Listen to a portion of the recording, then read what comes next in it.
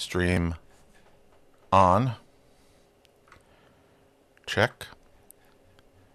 And this is the Techno Buffet podcast, episode number 621, recorded Thursday, March 2nd, 2023, in 5, 4, 3, 2, and 1.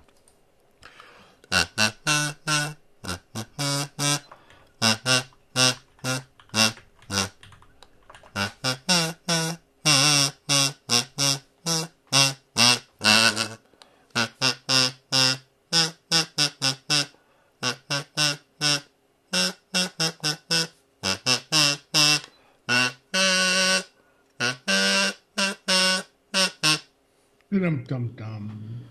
Welcome to another exciting week gone by. And Yeah. Jerry, how are you doing? Are you having a good week? We'll go with no and leave it at that. Well, as I told you just before we started recording, it's Thursday. It feels like Friday.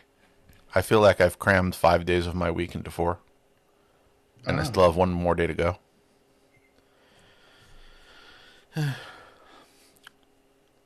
Also, every work email that I sent out the entirety of Monday never got sent. That's fun. Yeah. Why did that happen? Don't know. I have some theories, but I'm not supposed to fix those. We have people who do that, and they aren't really helpful. By the way, that was Monday, and then somebody from IT did try to look at it, and by Wednesday, my email was completely unusable, so I've switched from the local Outlook client installed on my work computer to just using the web Outlook client. So essentially, they still have not actually fixed the problem, so I have switched to an entirely different piece of software instead of actually having a solution. That's what I love about Google Workspaces. Well, this is the interesting thing. As a personal email, I have a Google Workspace account. You've heard me complain about it. But what ended up happening was that with my work email, they issued me Outlook. They installed it on the computer, which they gave me in the summer after, 6 years of the previous one. And it actually did what it was supposed to be doing for a while. And you can't bulk archive emails in the Outlook client as easily. So, Right. and I get a lot of emails. I went away for 24 hours. I got 500 emails. I really wish I could figure out a way to get people to stop putting me on distribution lists at work. But anyway, that's a different problem. So, That's a lot. yeah, well, the other problem is that, I would send an email and the thing would freeze up for 3 minutes. At least the web client doesn't do that. But I like web clients. I don't have a problem with them. It's just the reason I am using something is purely because nobody seems to be motivated to fix it. Interesting. Well, we, like many departments, including mine, the IT department, also has a staffing issue. They said, until we get to it, can you use the web client? But I don't know if they're going to get to it this week, this month, this year. I once asked them to fix a software program that wouldn't for 3 years because they said, you're the only one who uses it. I said, no one's using it because it doesn't work. If it worked, maybe more people would use it. I'm just the only one who's bothered to complain about it. But anyway, knowing my luck, my IT department listens to Techno Buffet podcasts for hobbies. Anyway, jokes aside, what else happened? Trying to think if I did anything productive this week, because I felt like most of my week was trying to get my kitchen put back together. So I haven't completed half of the projects I wanted to do that didn't involve kitchen prep. Oh, I'm sorry. Yes, unfortunately, I'm still locked in a battle of wills with the guy who did the work in the kitchen. He said he's done. I define done as nothing more to do, not mostly done. And we seem to have a difference of opinion on that point. Because mostly done means you don't know when he's going to show up and do the like 5 things he needs to do to be done. So on Tuesday I went to work and I got the alert that people were in my apartment because he has a key until he's done. So I came home eagerly to see what, had they knocked all the things off the list. They left the door to my apartment unlocked, which makes me feel very safe. And they did one thing. Wait. Was that sarcasm? Sounded like sarcasm. Yeah. I'm not an expert, but that sounded like sarcasm. No, it definitely was sarcasm. Okay. They did one, oh, actually, no, they did 2 things. They replaced a broken switch plate. So I mentioned that they took my smart dimmer switch out and replaced it with a regular one. Yep. And then I told them to come back and put the smart switch back in. I gave them a different one that wasn't dimmable. And they did that, but then they broke the plate. So they came back, put a plate on, left 2 gallons of paint in my kitchen, left the door unlocked, and left. Full day's work. I'm in the wrong business. Anyway. That said, we'll see what happens. I feel like I know many contractors who do good work, but it seems like I have to micromanage people who I shouldn't. That's what contractors are supposed to do. Not force you to constantly ask them, when are you finishing? When are you... Tomorrow? Well, no, you didn't show up today. Therefore, how do I know you're going to show up tomorrow? I will. Okay, tomorrow's passed. Where were you? Anyway. Rant aside. That's been most of my... And fortunately, next week I won't be able to do any cleaning. Because I'm going to get my parents. Ooh, I'm bringing them back to New York. interesting. Well, it's not as interesting as you'd think. They've been buying out the entire row, not like all 6, but 3 seats. Because they don't want anybody sitting next to them on the plane, so they're paying for the extra seat anyway, with or without me. Yeah. So I might as well go for a couple of days and then come back. Also, we just had snow here on Tuesday morning, I went and had to dig my car out of the snow. It wasn't that much snow. I've had worse, but it's been a while. The last few years I've avoided having to dig anything out of anywhere. I know you don't know much about snow. I know it's white and doesn't show up down here. It does every so often. Not here. Specifically Jacksonville or Florida in general, because I know that it's flurried in Florida. Accumulation is where, but It has not snowed in Jacksonville since, I believe, 1989. Not. Okay. So the best I can say is it was a relatively mild thing, but it was Tuesday, my car was covered in snow that I had to click off, and then Wednesday, my car was covered in ice, which I had to scrape off. Oh, that sounds so horrible. More inconvenient. Now, the thing is, this was, again, less than 2 inches of snow. I've had to deal with, like, feet. Usually, New York rarely gets above a foot, but once it gets above 2 inches, it's just sort of a pain to get rid of. If it gets above a certain number of inches, there's a guy I can call who will bring, who during the summer does gardening, who has guys who have nothing to do in the winter, so they're willing to come over and shovel. It's taken me years to find somebody who's willing to do it. Mm-hmm. But the last time that they did it, it's like there's a small lawn in front of the house, and the lawn had so much snow that they piled on it from the driveway that you could have made like a snow sculpture. That sounds like fun. I think I'm well past the years where I want to play in the snow.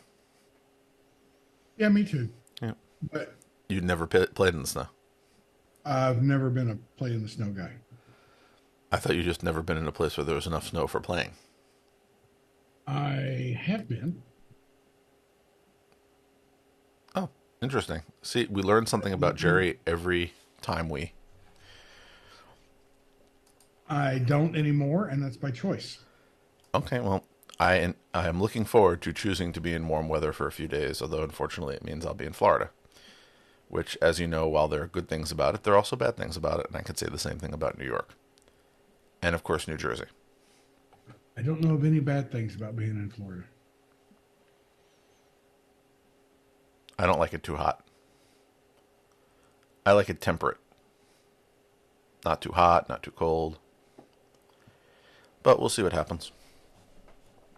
Okay. Either way, I'm going to go for a couple of days, spend the weekend, and then fly back. And then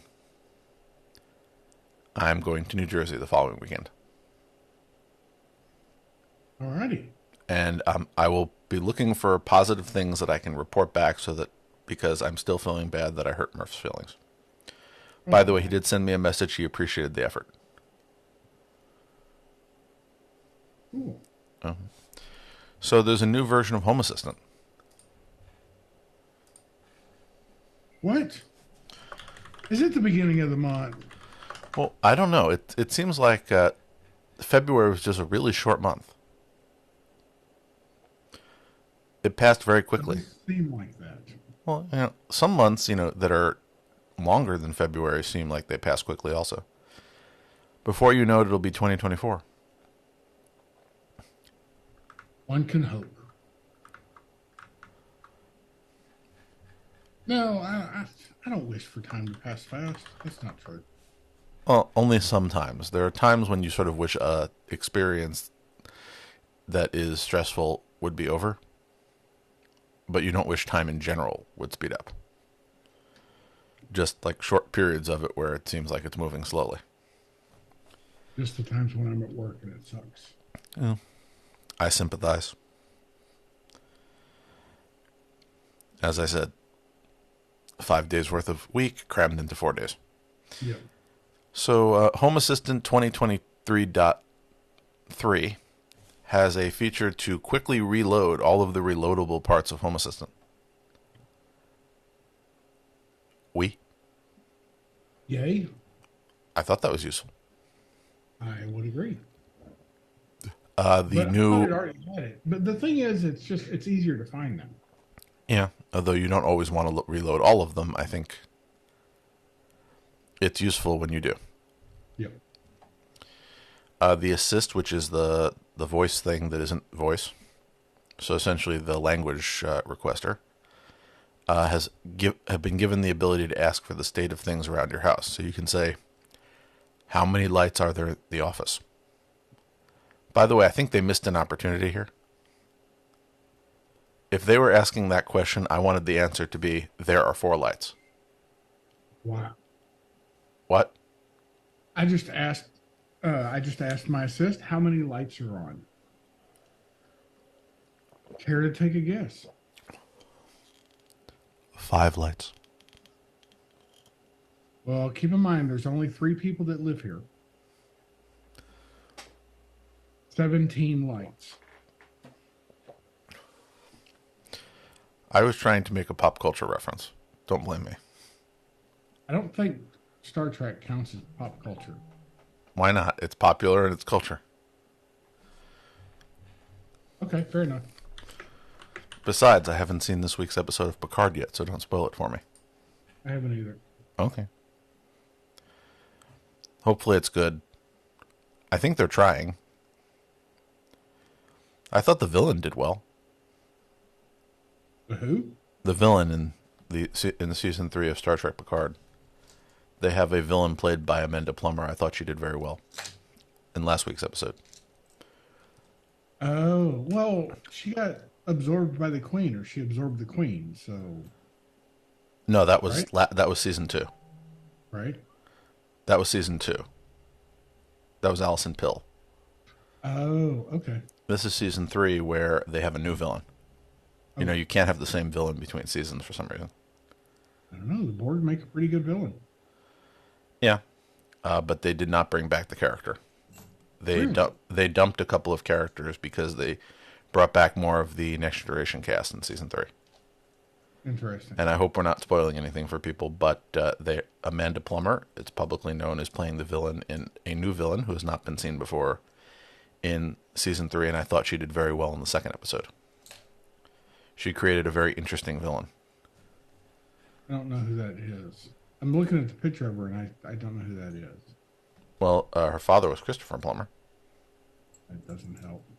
Well, he also was in Star Trek. Oh. Okay, well, I mean, I look forward to seeing it.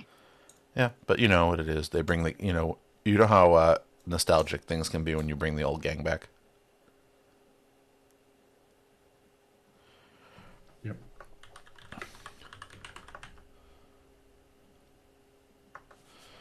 So moving along, they put in cleaner entity information dialogues. So essentially, they rearrange things so that the tabs for info, history, settings, and related are removed. And now there are some icons and an overflow menu. They are. I think it looks nice. It does. Still There, like the mushroom lights, but it's cool. I mean, yep. there are new dialogues for light switches and siren entities. So these are essentially new designs that look more like sliders and switches and such. More colorful. Yep. You can now change the precision on a sensor. So if your sensor has data that has too many decimals, you can tell it to not show them. Which is cool. Well, I know I've been in that situation where I wanted to round. I didn't need 4 digits of precision. Yep. There's a new create automation dialog. So this is, you can pick a blueprint or create one from scratch. So they've added some additional options. It made me realize that I have a lot of blueprints installed. Isn't that interesting? I always have trouble finding just the right blueprint for what I wanted to do. I did create my own, though, for one situation, but I've been too lazy to create other ones. I've just made the custom automations from scratch. That's what most of mine are.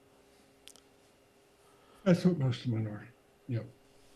Anyway, it's nice as a reminder that, hey, you have these. And I reuse the same ones sometimes. They did a whole bunch of things with thread and matter, but I sort of ignored them because I haven't really played with that yet. But they are improving it, and I'm sure there will be a point at which I will want to do something with it. At some point in the future. If you happen to have the ability to use Python 3.11, apparently they now support it, and apparently it is more performant than other Pythons. Not a bad thing. I don't know. Pythons can be bad.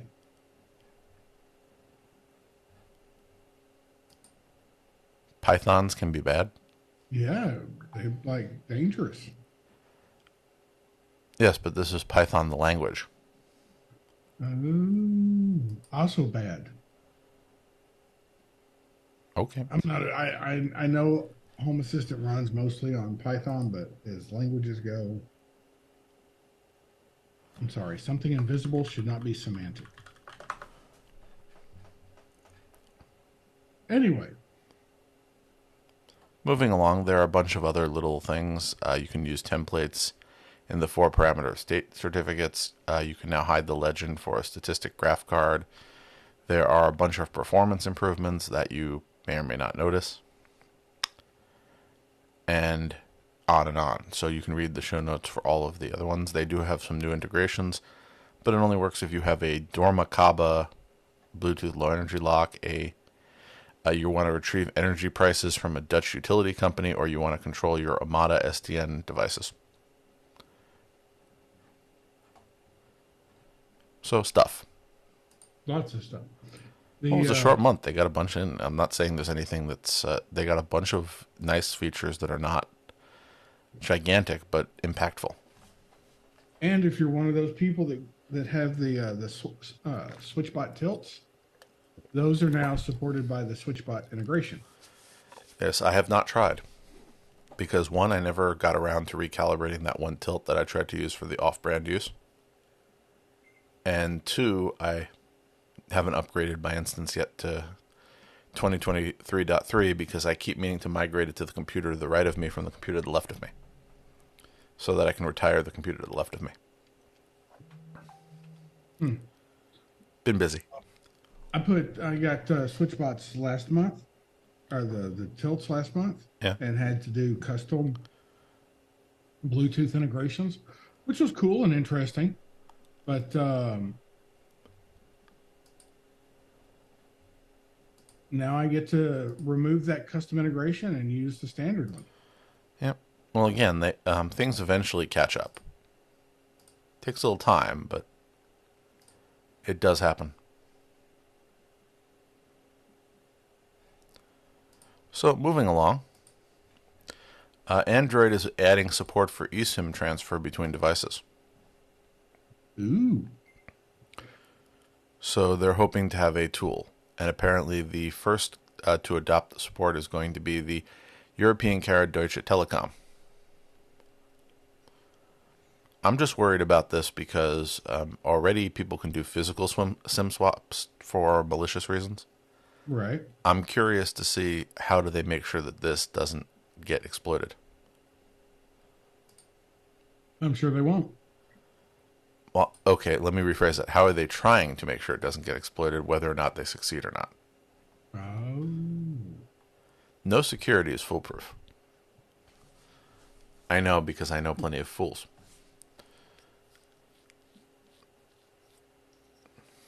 Anyway, moving along. Apparently, Google has gone to Mobile World Congress in Barcelona, and they issued a whole bunch of updates, which they always do whenever there's one of these big tech events. So they've announced updates with their Android partners, and of course, discussed how they're keeping devices up to date. So I've put that into the show notes. Not much to say about it beyond that. And moving along, they have new Android and Wear OS features. Yeah. Ooh. So the Google Drive PDF viewer on Android is getting annotations, either with the stylus or your finger. Neat. And of course, moving on, Keep will allow users to showcase a single note without opening the app in a widget.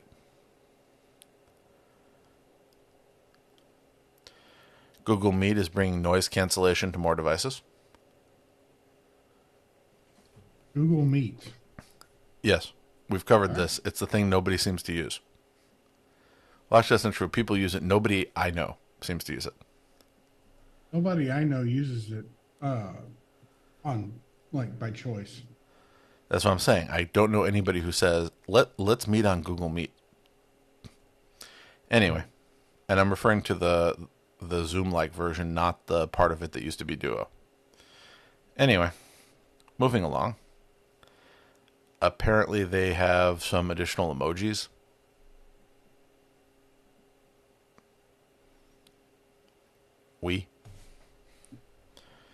Never too many emojis. And animations. Apparently Google Wallet will have fancy animations complete with penguins and other characters that are cute and useful. Penguins. Because what I want when I'm trying to pay for things is I want animated penguins. That really adds to my experience. So let's see what else we have here. Oh yes, smartwatches running Wear OS 3 and higher will feature keep shortcuts and accessibility options. Unfortunately for me, my device was promised Wear OS 3 when I bought it, but I still don't have it. Oh no. Thank you, Mobvoy. Well, no, I'm not missing anything because I don't use my watch as much as I could. As mentioned before, it's like a travel and a work thing. So, also useful if I'm taking a walk.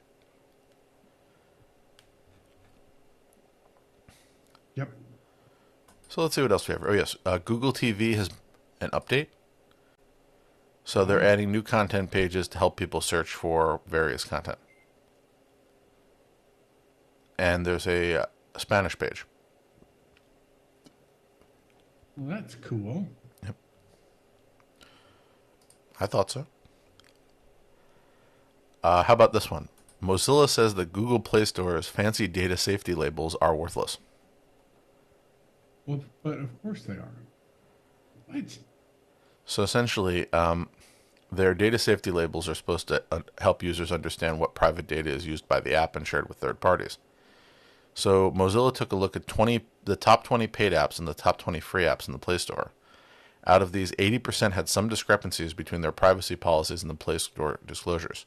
About 40% had major discrepancies, and only 6 out of 40 received a positive rating from Mozilla. And among the poorly rated free apps would be multiple Facebook apps, Twitter, Snapchat, and Samsung Push. TikTok's privacy labels earned the worst overall rating, with apparently them outright lying. And even Google apparently showed discrepancies between their privacy labels and their policies. Apparently, only Google Play games received a top rating in the study, along with Subway Surfers and Candy Crush Saga. So essentially, they put in a system where Google wanted to make people be able to make smart decisions by giving them information about what's going on with an app, but apparently they're not requiring it to be accurate or even mostly true. So it's a voluntary system, which doesn't really help. And while I don't always agree with Mozilla, I appreciate that Mozilla as a nonprofit is independently commenting, because you need occasionally outsiders to mention when things don't make sense.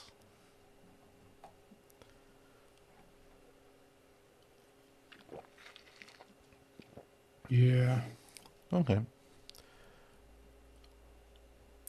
Yeah. Moving along to Android Auto. Apparently it took some maps direction from CarPlay. Really? That's not good. I thought you liked CarPlay. I do like CarPlay, but I don't like the Apple's version of their maps. Well, this is specifically the fact that you weren't able to interact with maps on your phone while Android Auto was running. Oh, well, that's cool. Well, the advantage to that sometimes is if you have somebody riding shotgun who wants to change the map Yep. and has the phone. It is very, very useful. Also, I finally got the new Android Auto layout. So I've been driving. As I mentioned, I went to work in the snow, and I have, if you remember, a Hyundai Sonata. Now, it's a couple of years old, so it has a smaller screen than the newer ones, which have larger screens. So I was in a more recent late model Sonata, which has a much wider screen with more Yeah. real estate. Mine has a not quite squarish screen, but it's narrower, but they have a layout for side by side. So now I can either have full screen apps or I can have split screen where there's a side panel with my whatever podcast or music I'm playing, and then most of the screen is taken up by the map. Or that side thing when I'm in a phone call would replace, again, map on one side, phone on the other. So I still have input on the phone. Would be better if I had a wider screen, I see why, but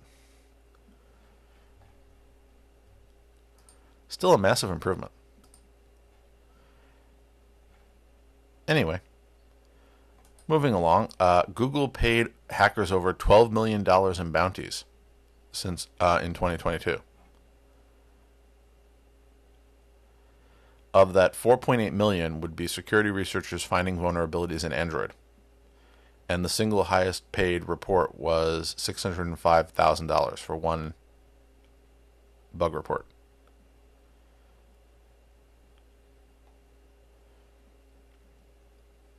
Once again, I'm in the wrong business.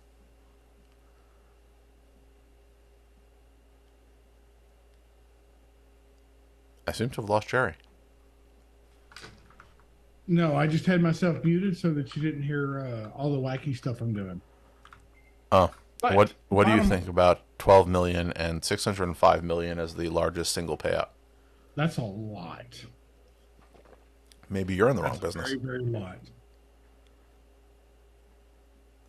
Just think about it. If you find one bug, that's a year that could work out very well. If you find one that's worth $600,000, but maybe not everybody's that lucky. We're good. I think it's a combination of the both because you can be a very good security researcher. Bugs are not, if they were easy to find, then they'd be found very easily. Yes, that's true. But it doesn't matter how lucky you are if you're not, I don't know. No, I'm saying it's a combination of the two. It is the skill, but it is also the luck in one, you found it before anybody else. Two, there was a bug to find.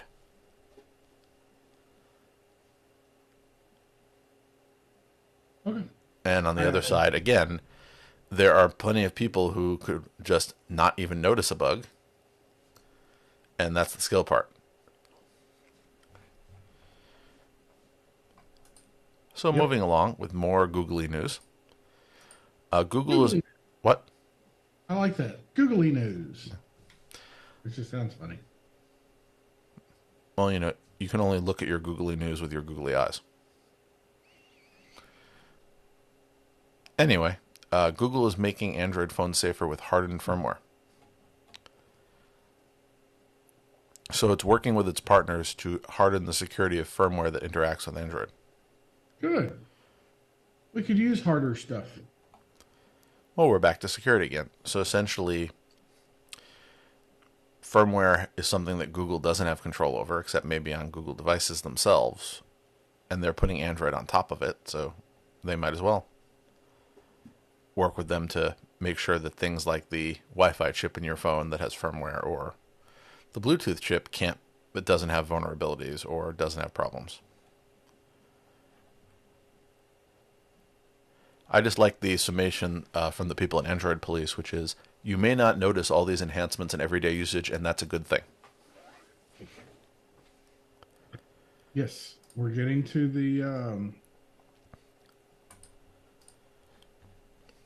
what are we getting close to? Oh, we're getting to the point where things are stable, right? Yep. Maturity is a good thing. Platform. Yep. So last time I was talking about how YouTube might subsume Google Podcasts, but apparently they have said no. That will not be happening. So what they are doing with podcasts are separate. So once again, they are saying, yay, we're going to have two different apps that do similar things. Because why not?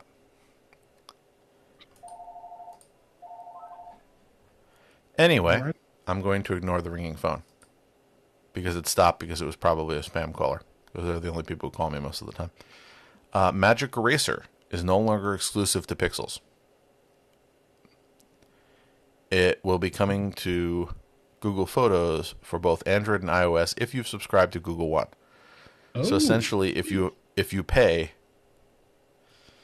So here's the question I have to ask. I have a phone that has Magic Eraser. I have a Pixel 6. Do I now have to give them $2 a month to have a feature that I already had?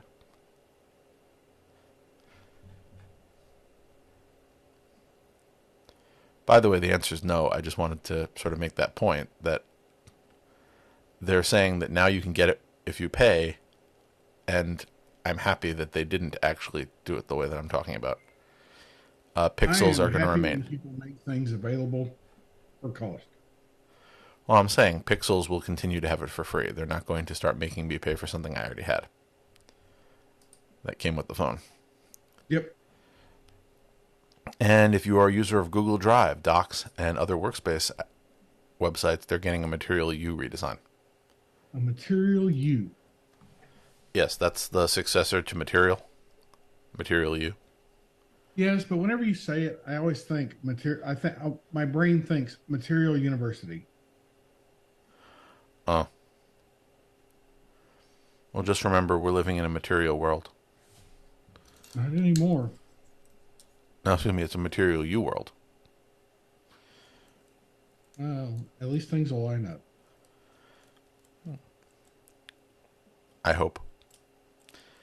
Anyway, the only other thing that I could say that I thought about this week was getting a LED matrix board that I could send things to from Home Assistant.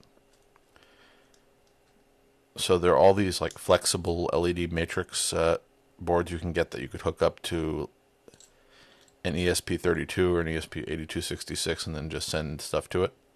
That would make a Right. nice, interesting display. Except I don't know how I could get a rigid case for it to mount on the wall because they're all flexible.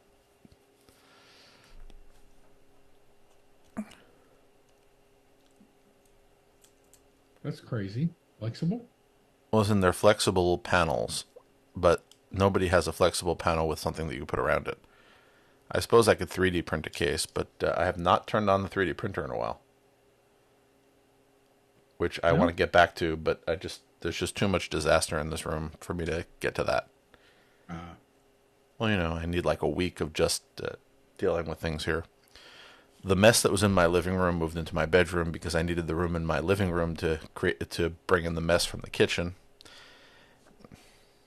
I'll get everything back to where it was, which was still messy before the guy started.